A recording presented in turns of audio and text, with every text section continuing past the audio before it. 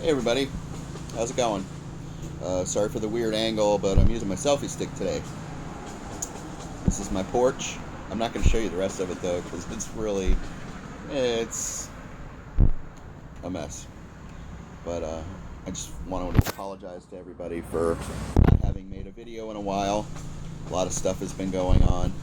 I had a surgery last week, which went kind of sideways and lasted a lot longer than it was supposed to. There was some stuff going on that, you know, it just got kind of hairy, but I'm okay. I'm doing well, and wanted to, touch base with everybody. And I wanted to talk about something that's kind of on my mind. I've been reading this blog. The lady has a son who's gender creative, and what that means is that, well, I mean, he's 10, so he doesn't have a sexuality yet per se because, he's 10. But he's what they call gender creative, and what that means is that while he enjoys being a boy, he identifies with everything sparkly and pink and girly. And I think that's fabulous. I really do. And so that brings me into labels today, and that's kind of what I wanted to talk about. And since I'm sitting on my front porch, we live on a busy street. I hope everyone can hear me. You know, labels and pronouns and stuff. I'd like to say they aren't important, but they are, because only in New England, folks, only in New England would you put a glass pack muffler on a 74 Chevy truck. Anyways, labels, you're always going to be labeled something, whether by yourself or other people. And it's what we do with those labels that really make us who we are. And before I understood what being transgender was, I was a tomboy, or I was, worse, a dyke, because that's the worst slur, a straight white guy or a straight guy of any color can hurl at you when you're a girl. Oh, you're a dyke. Because, that's, I think, why lesbians have reclaimed that for themselves, is to take the ugliness out of it, and there are a lot of proud dykes out there. And it's not a bad word, it's how you use it.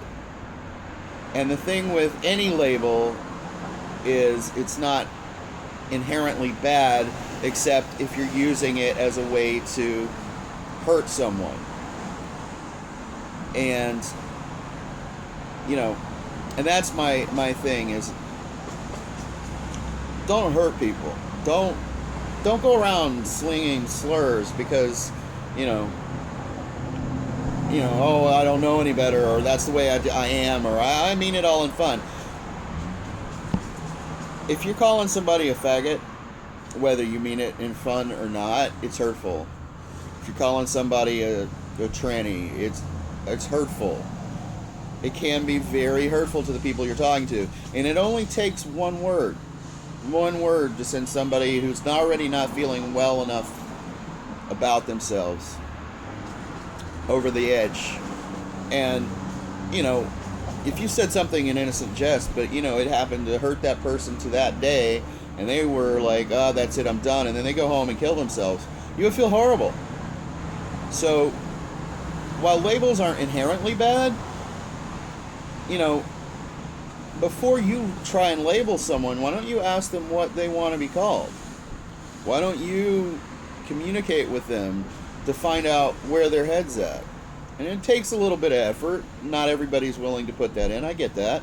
But if you're not willing to put in the work to find out how someone's feeling and what you should call them, then don't talk to them.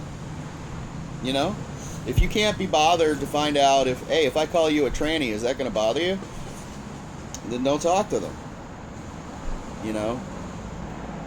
People label themselves. We label ourselves very early on because as we become self-aware, we know what our likes and dislikes are. Now, does that mean a 4-year-old who likes dressing up in girl clothes and he's a little boy know that he's gender creative? No, but he knows that he likes dresses and pink things and sparkly things, just like that little girl knows she likes baseballs and basketballs and, you know, and in their minds, they're like okay with it. It's only when we put labels on it that they don't understand, or we tell them, no, that's a boy's toy, that's a girl's toy. Does that then make it not okay for them? And then they suffer shame and embarrassment. And that's not anything you should ever make a child feel. Shame and embarrassment are two of the worst emotions you can ever have. And when they're foisted upon you by another person, that makes it doubly worse. Basically, all I'm trying to say today is think before you speak. If you're not sure, ask. And most of all, don't impose your labels on another person until you find out where that person's head's at. I love you guys, and I will talk to you soon, I promise. It won't be this long again before I make another video. And remember, it's not how you start, it's how you finish.